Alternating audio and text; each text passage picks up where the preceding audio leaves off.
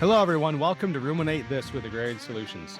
Join us as we explore ruminant nutrition and the impact of mycotoxins. Here, we challenge your curiosity and explore new industry insights and research to optimize your herd's health and performance.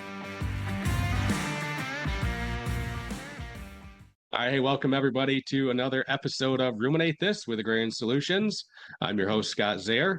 And I'll be joined today by my friend and colleague, our Vice President of Nutrition, Dr. Larry Roth. Larry, thanks for jumping back in the hot seat with me.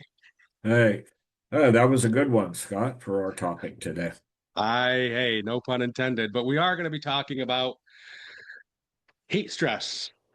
Just kidding. It is heat stress topic, but Larry, we talked about challenges in our last episode that arise from temperatures and humidity being too warm for our cattle. And there's a multiplying effect that takes place on the cow when she experiences all these environmental challenges that are in some ways exacerbated by the temperatures outside. But today I want to talk about something a little different angle on this. Number one, I guess a message that I would have, and Larry, chime in on this if you want, a message that I would have to the producers and the nutritionists and the veterinaries and consultants out there, we have to continue the conversation always about what a good heat abatement strategy looks like, right? And we need airflow. We need, I think there's many parts of the country, even in the Northeast here, adequate sprinkling and evaporative cooling. Like that stuff is important, and I'm not in any way trying to minimize the importance of heat abatement. And would you agree, Larry? Absolutely. Heat abatement, and maybe we can call that external, is important. It's important to get the ventilation to help move air. It's important to help cool the cows through sprinklers. All of that, maybe we call it external, is extremely important. We're not trying to negate that. Exactly. Where I'd like to dive into a conversation with you today, Larry, is hey, I'll be frank with you, Larry, and the audience. We're not a heat abatement company. If you want to email the show, podcast@agrsol.com, I will put you in touch with people that I know that are heat abatement experts. But the advice isn't going to come from me. We specialize in biological support. So, Larry, There you go. I want to talk about biological support for the cow. But before I dive into my first question for you today, Larry, when it gets hot outside, what's the first thing you want to do? When it's hot outside, first thing I want to do, turn on the AC. Okay. And then I Now want to, you want to turn on the AC inside, but you're outside working in the sun. You don't have access to air conditioner in your tractor or your car. What's the first thing you grab to drink? first thing you're gonna grab to drink, hopefully, is some type of electrolyte solution, not to name anything products by name, but something that is going to provide some electrolytes, maybe a little bit of sugar. We can get into some of that. But yeah, something that is going to help me from an internal support standpoint. Hydration, how's that? Yeah, and that is built into us. As humans, we totally understand, I think, at this point in our world, the importance of hydration. And true hydration isn't just drinking water. Our cells need support to Hmm. get that water into the actual cells, right? And Yeah. that's where we talk about electrolytes and sodium being a carrier and so on and so on. Why is that overlooked in dairies? Wow, that's a great question. Again, I think part of it is going to come back to our human nature when we think about getting heat stressed ourselves, AC, jumping in the lake, the fan, those types of things. And so we instantly go to that avenue when our animals get heat stressed. Yeah. Yeah, I think that's fair. And so I guess my first question for you, and now that we've framed up the entire conversation for the day, a little bit of piggybacking on what we talked about in our previous episode. So We know that these elevated temperatures, dare I say the words heat stress, it's not just the elevated temperatures and humidity that is causing a direct problem for our cattle, but it's also exposing, I'm going to call them weaknesses or other insults the cow is facing within her body. So what's actually happening inside the cow that we're not always accounting for? Okay, great question. I think the first thing that we need to consider is our animals are going to a higher respiration rate. Okay, that's how cows cool themselves through their lungs. So with that increased respiration rate, we are losing moisture through the air that is exhaled. So we're going to be shorting cells on water because we're losing it. So we need to make sure that the animal has plenty of access to water. We are also changing blood pH because we're getting rid of all this carbon dioxide, which is changing blood pH. So now we start thinking about the electrolytes. Then we start thinking about blood flow. The animal, number one, first increases respiration rate. Number two, changes blood flow so that the blood flow is going more to the extremities, the skin, the legs, the ears. And consequently, we don't have as much blood flow to the digestive tract where we're going to absorb nutrients and losing water, changing blood flow. We run the risk of intestinal lining cells, again, as you know, I like to call that the castle wall, now becomes dehydrated. The cells shrink. What used to be tight junctions between cells is no longer tight. So it's all one great big system, Scott. And so often when we think of why do animals or people die of heat stress, I think it's two things. It's blood pH and it's septicemia, bacteria getting in the blood. So we need to provide some electrolyte support from a pH standpoint. We need to provide water to help cells get hydrated, osmolytes to help draw water into the cells, and then immune support for when leaky gut does occur. Because now we've put an extra load on the immune system. Now the liver has to detoxify and clean things out of the system that it didn't before. So this is where the internal aspects come into play. Again, defend the castle wall, protect the liver so the liver can function the way that it's supposed to.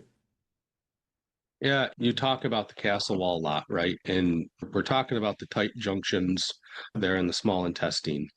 And I think one of the reasons I love your castle wall analogy, and I'm going to go, I know you always talk about the medieval castle, but when we're on a farm, and I think going back to the start of this episode, we think of heat abatement and we immediately go to air conditioning, fans, sprinklers, right? Things that we can see, we can touch. Some of these farms have fences around pastures or gates around pens. That's a castle wall. What happens when it breaks open? We have chaos.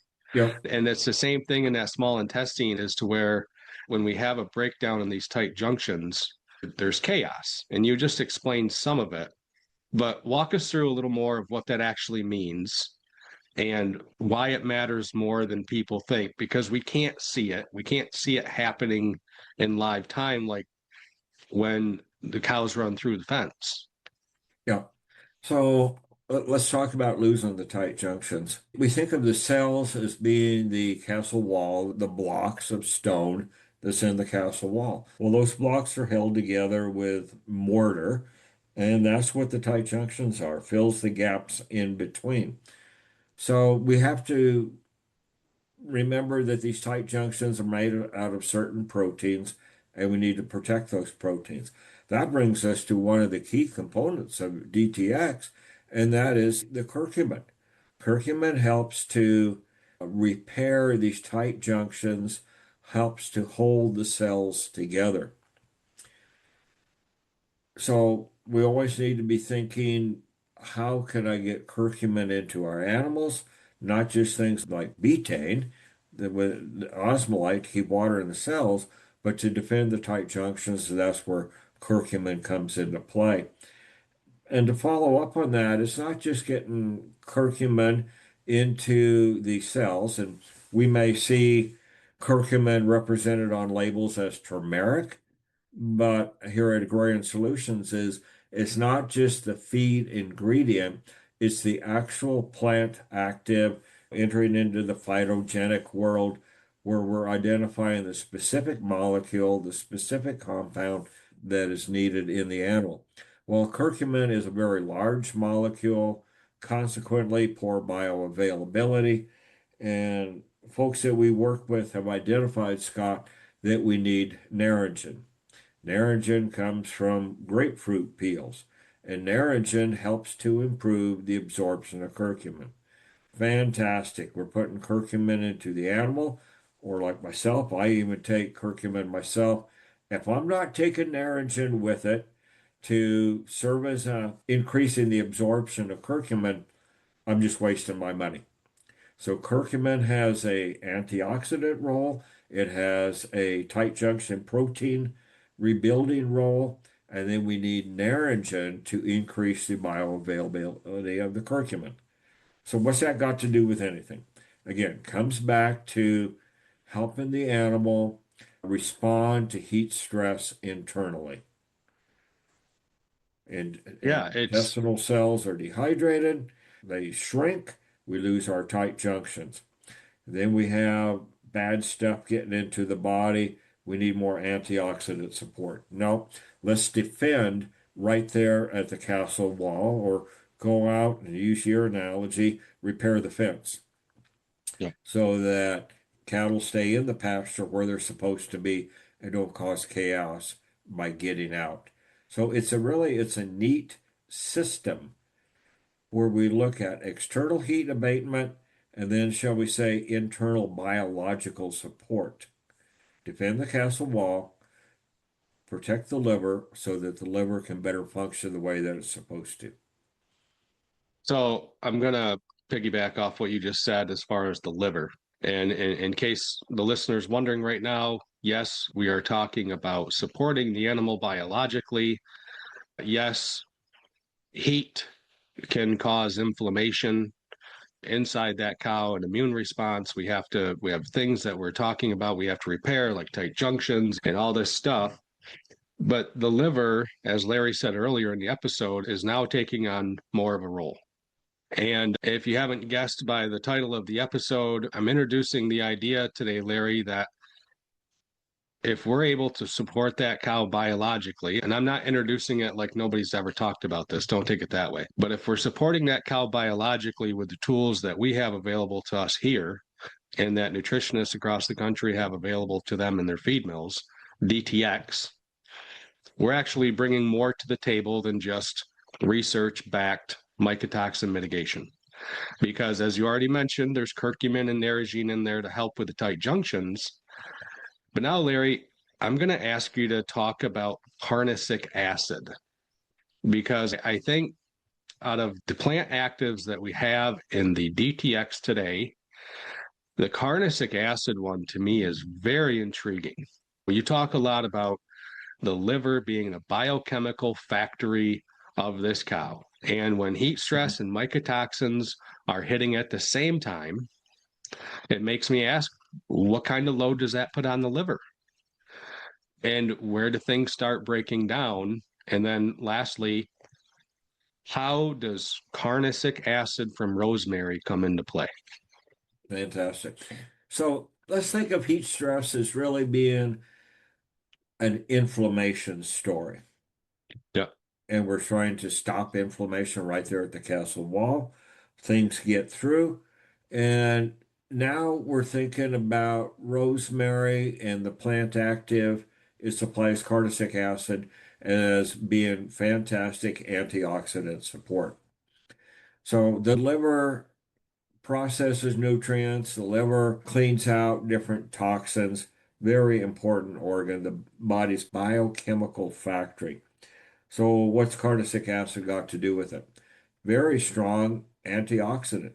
Think of these metabolites that are created in metabolism, in pathogen attack, mycotoxin absorption.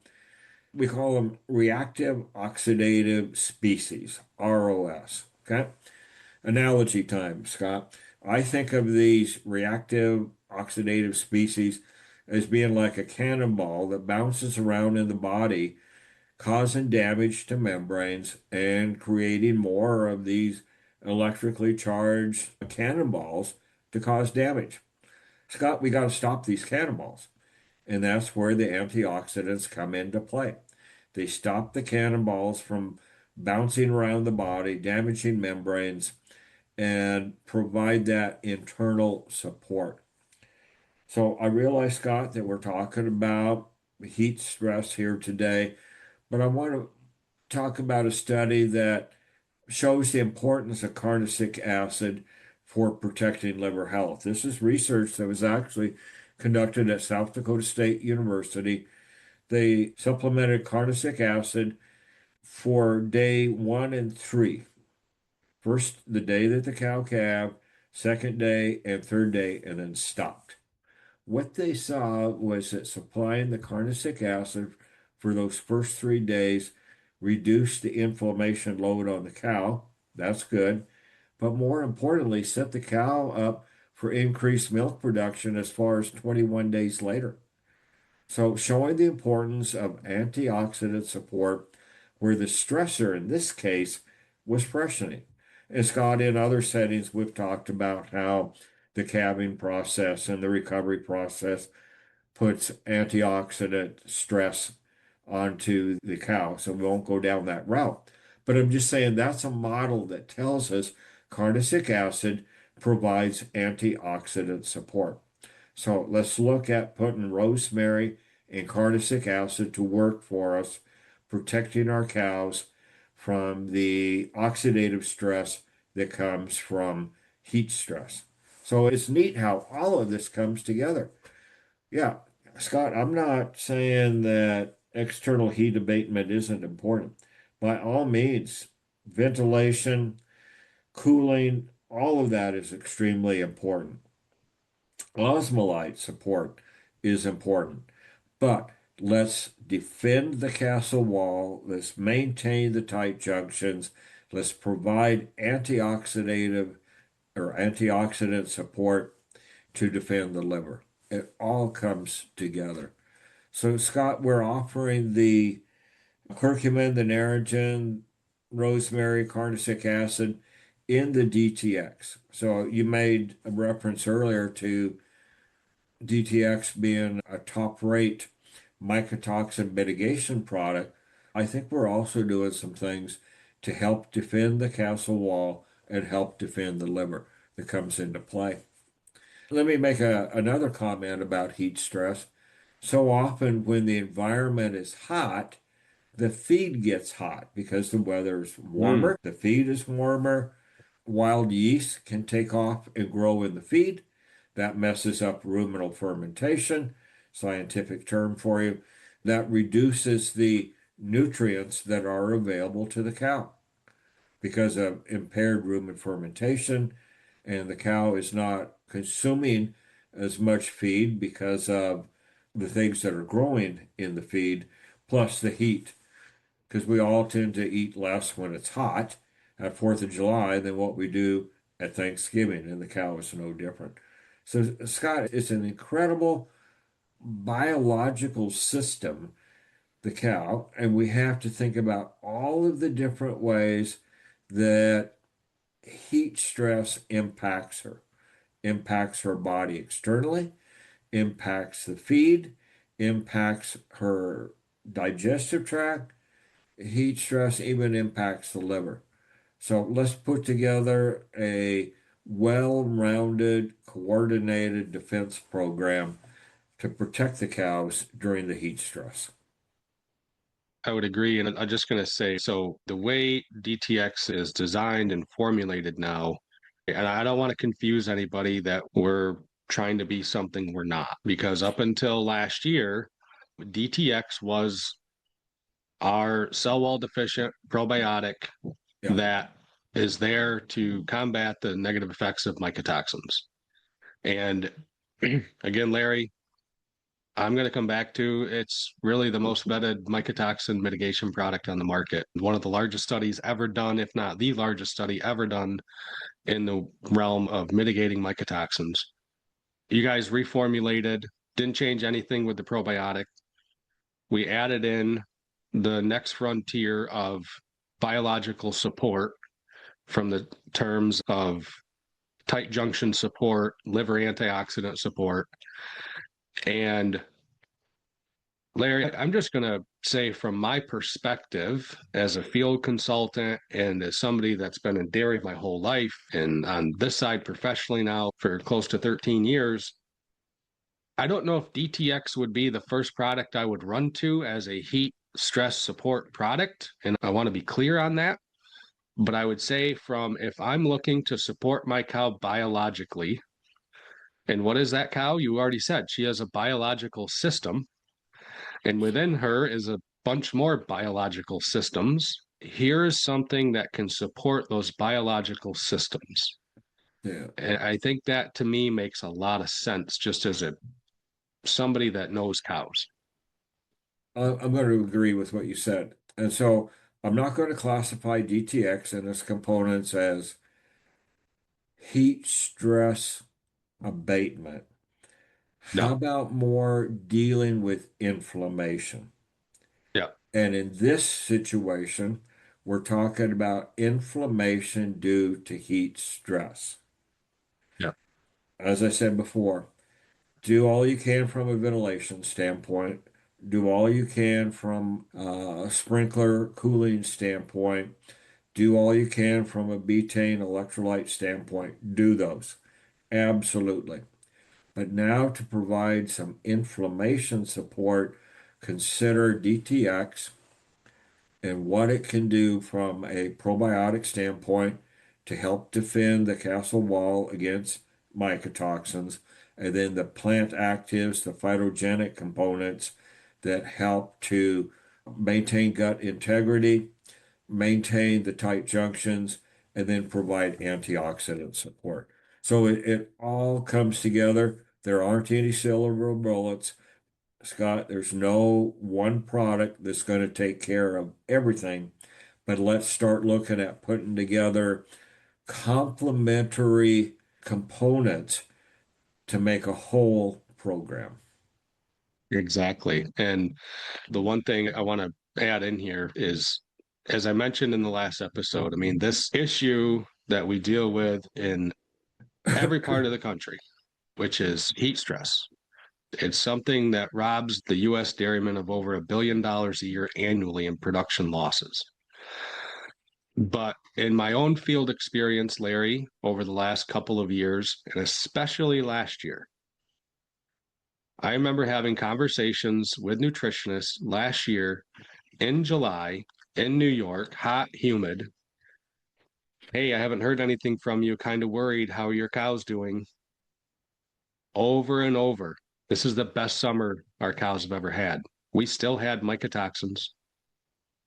It's not like all of a sudden mycotoxins took the summer off, so that was one less inflammation point.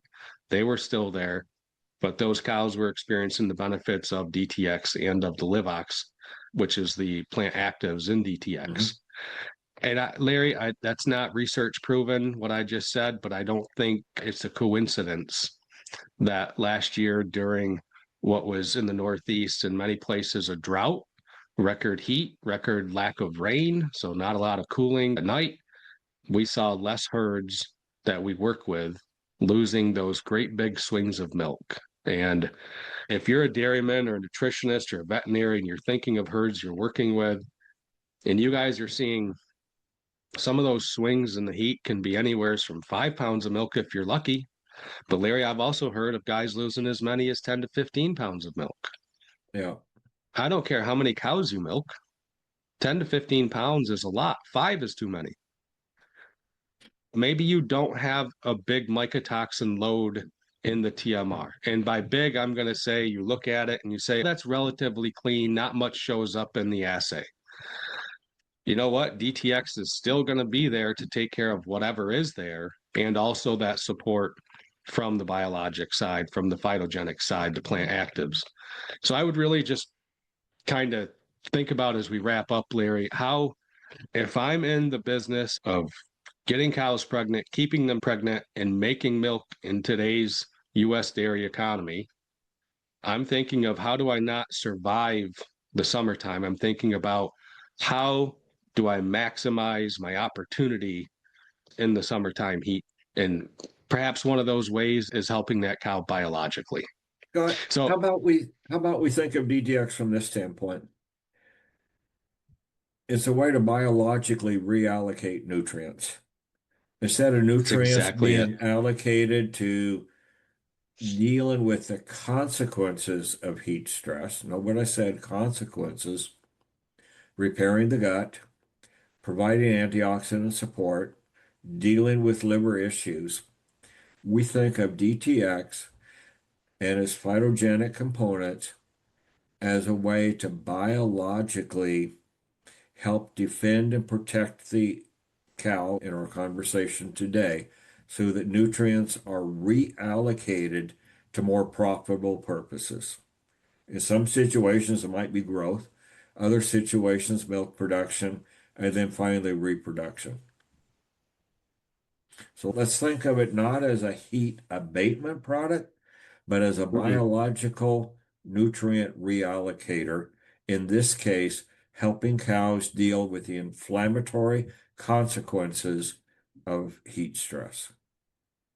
Larry, my last question for you was going to be this, which was why do you think internal support, such as gut and liver resilience, is still one of the most overlooked pieces of heat stress management? And I guess feel free to comment on that. But what I would say is if you're a person that is overlooked biological support in the past, rewind this episode about 25 seconds and listen to what Larry just talked about. Because if there's been one thing consistent that we've talked about on Ruminate This in the 70 plus episodes that we've been here, it is that TMR is that nutrient pie for that cow every time you put it down in front of her. And she has a hierarchy of needs, biologically speaking, of how she's going to allocate those nutrients.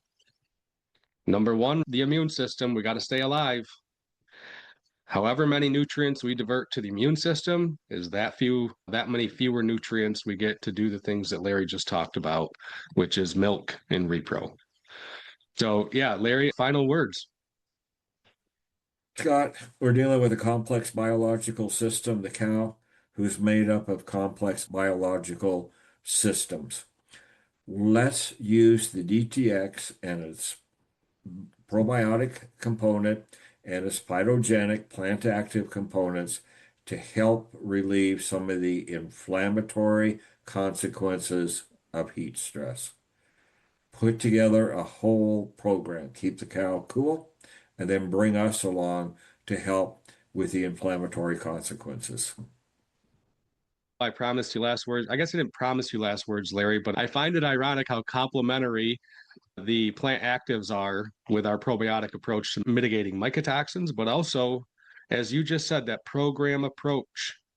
If we're supporting the cow with heat abatement strategies on the outside, it's awfully complementary, not ironically, to support that cow with biological approach on the inside. Love the takeaway, Larry. I appreciate you coming on here today because it's a timely conversation. We're at the middle to the end of May, and the temperatures are going to start heating up in certain parts of the country soon. They've already started heating up in other parts of the country.